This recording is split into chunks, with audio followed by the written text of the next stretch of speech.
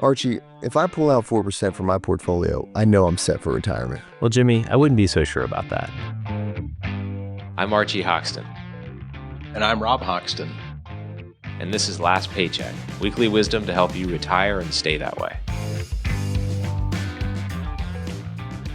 Well, welcome back to the Last Paycheck Podcast, brought to you by Hoxton Planning and Management. We're your hosts, Archie Hoxton and Jimmy Sutch, and today we're going to be talking about one of the most common and well-known rules of thumb in our industry, and that is the 4% rule. The 4% rule, if you Google the internet about retirement planning, you'll probably find somewhere talking about the 4% rule and its usefulness or its drawbacks in sort of the retirement planning world. So we're going to talk about that today. We'll talk about some of the strengths, and we'll definitely talk about some of the weaknesses and things you need to be aware of.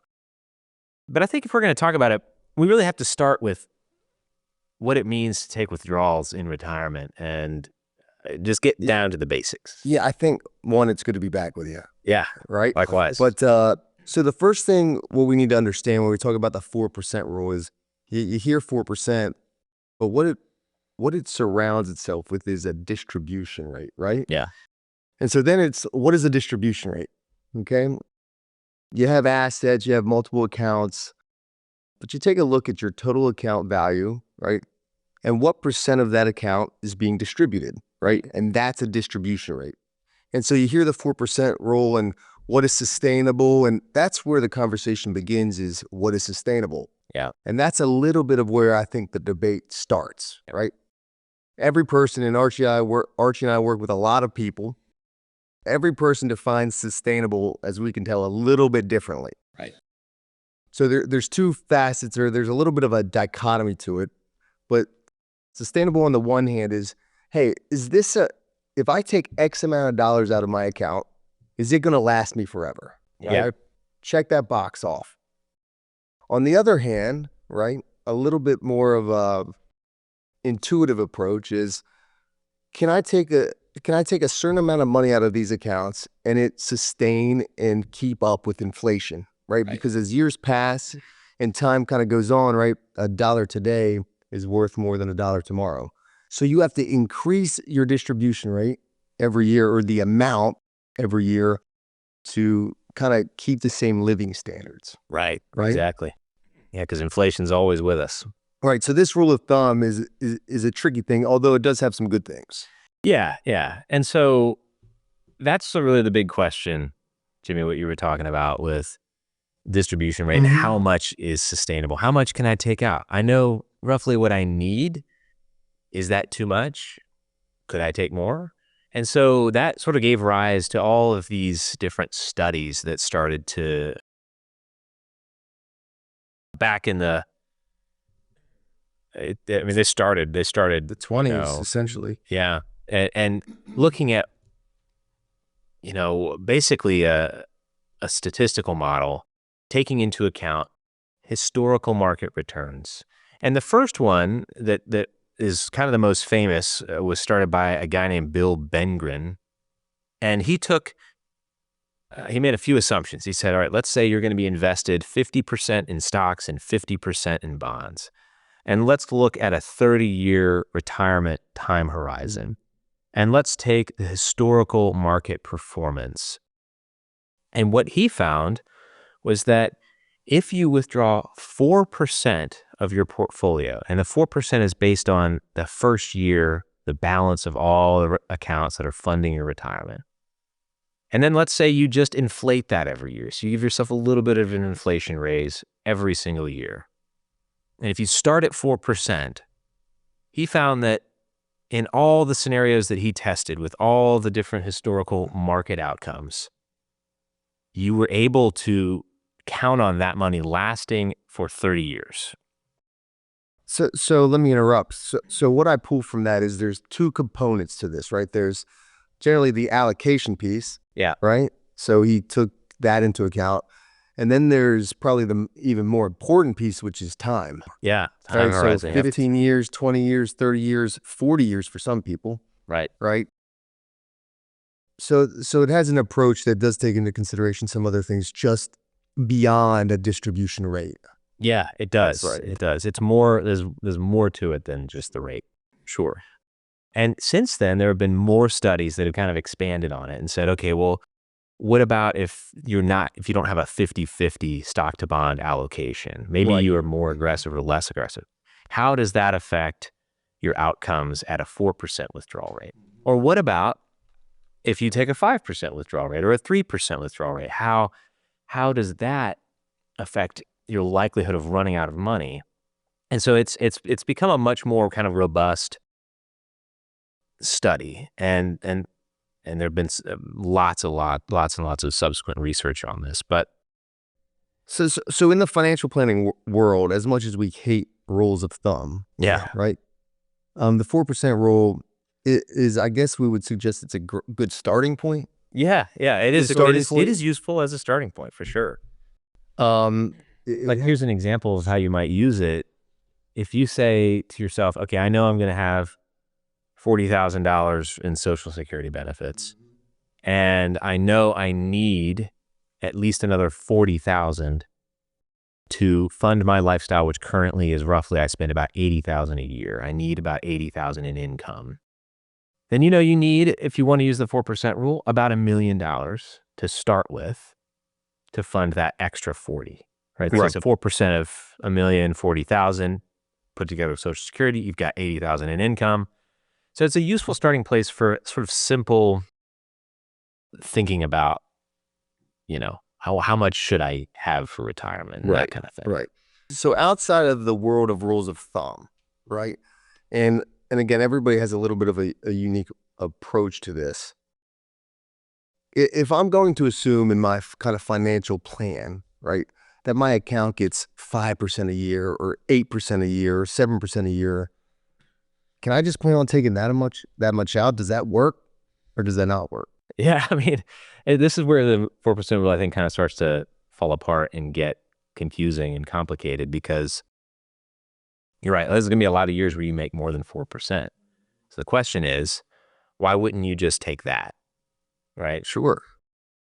I'm going on an extra vacation every year. Yeah. The big problem with that is that there are going to be years where you're negative. Sure. Right? And so, like, yeah, you could take the 5%, and then the next year, if you make 8%, you take the 8%. But if you're taking out all of your earnings, maybe at some point you get like a negative 10% year, which you most certainly will. That has happened throughout the history of markets, or worse, 15 or even 20. So then you have to say, what do I do in those years? Or maybe there's multiple years. Am I just not going to take money out of the portfolio? That'd be tough. In real life, it's really hard to do. Because we still eat, right? We still have a mortgage. Right.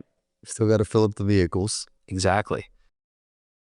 Okay, so that dynamic approach sometimes requires you to almost invade principle on years where you might actually have a market pullback. Yeah. And sell your investments at a loss. Right. Potentially a substantial loss. What about situations where, we work with a lot of people that retire, well before 65 or even well before 67. What about those years where, somebody might actually have to, because we see this a lot, bridge the gap between the date they retire and, for instance, another $40,000 of income for the rest of their life, like the date they turn on Social Security income. Yeah. Right. So say from 58 or 59 to 65 or 67, whenever they turn it on. Right. Yeah.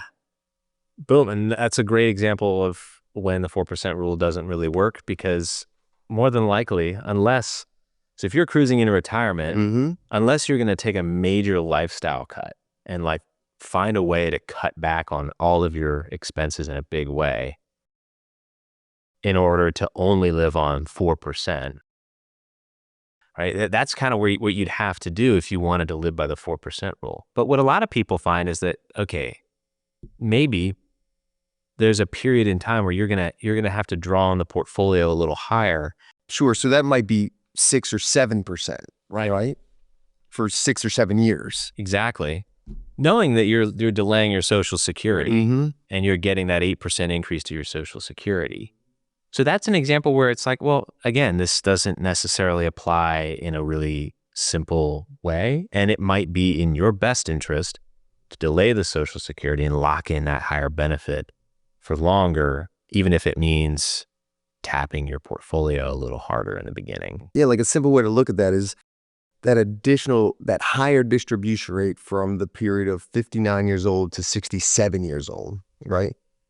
If that's 6 or 7% or 8% or whatever it may be, does that then upset the 4% rule of thumb for the remaining 30 years of my life or 25 years of my life? Like, does the 4% rule no longer actually work because the initial 7 years I took out 6 or 7%? Yeah. Right? Well, that's another good point, because if you think about, you have to remember the 4% rule was like, it was created in a lab. Mm-hmm. You know, it's in a vacuum, and they make assumptions that you'll always only need to take 4% plus the inflation of each year. But real life doesn't always end up being that neat and tidy. So if you decide you take a higher distribution early to delay Social Security, or you need a new roof, Right. or you really want to take a vacation, or you Mhm. need a new car, all of a sudden, now that you've deviated from the parameters of this study and these studies that have been done, how can you know that it's still reliable for you? Mm-hmm. And that sort of calls that into question as soon as you deviate from it, or you decide, you know what, I'm going to go outside of a 30-year time horizon, I'm going to retire early, and I'm going to be looking at 40 now. Right. Right. So you've deviated. So you now don't really know. I mean, you don't know how reliable this study is for you and your circumstances, because they're unique. And so that's where another place where the 4% rule kind of falls apart. Mm-hmm. And I guess another thing that could certainly impact this too, for better or for worse, are, the interest rate environments. Yeah. Right. And so in a period of time where you can have your really conservative money getting higher rates, that could potentially impact your distribution rate in a healthy way.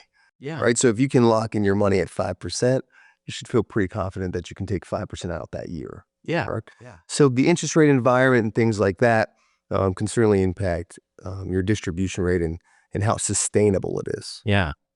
Also, I mean, remember, like, you're talking about interest rates and Mhm. kind of the whole rate of return and historical markets are an important factor here. This 4% rule was based on historical markets. Sure. Which history can be a reliable guide, but it doesn't in any way tell us that things are going to continue to be the way they were in the markets. I mean, we could have much lower returns over the next 20 years than we expected. I mean, that's totally possible. Sure. And then the 4% rule, maybe that doesn't apply. Maybe the safe withdrawal rate is actually 3% in an environment like that. So I think being willing to be dynamic, whether that's dynamic with your spending or just dynamic in your approach to withdrawal rate, and you're thinking about it and staying up to date. I mean, that's why I think that, this is going with this and saying, I'm going to do this for the rest of my life. A lot can happen that you can't predict, Mm-hmm. And so being more nimble and more dynamic with your planning, I think, is really important. This is one of the biggest, heaviest, most important financial decisions that people make in their life is retiring. It's also one of the most challenging and complex, Right. goals to navigate. So So I wouldn't rely what- on a rule of thumb for that. I think what Archie is saying is this is where, Archie wants to do the plug for a customized, tailored financial plan is going to definitely be much more suitable than this generic rule of thumb. I think he was being very diplomatic about that. But nonetheless, I certainly agree with you. I think the 4% rule, to kind of recap, is a good place to start, but it certainly doesn't tell the full story. And you and I, with the many families we work with, we often see that it's uncommon for that person or that family to say, like, 4% for for life every year. That's just not necessarily how life works. So it does take a little bit more of a tailored, dynamic approach.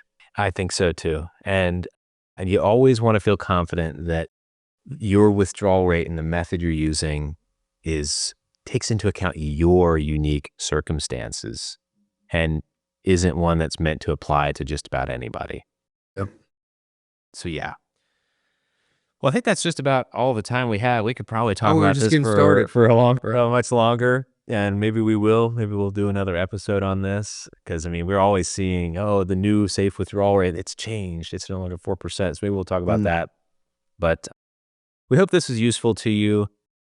Remember to like and subscribe, and share this video with your family and friends if you found it useful. Give us some ideas on what you guys would like to hear about too. We'd love to hear from you. Definitely. Yeah, leave comments. You can shoot us an email. Anyway, we'll look forward to seeing you next time. You've been watching Last Paycheck, weekly wisdom to help you retire and stay that way. If you like this show, be sure to hit like and subscribe. Last Paycheck is available anywhere you get your podcasts.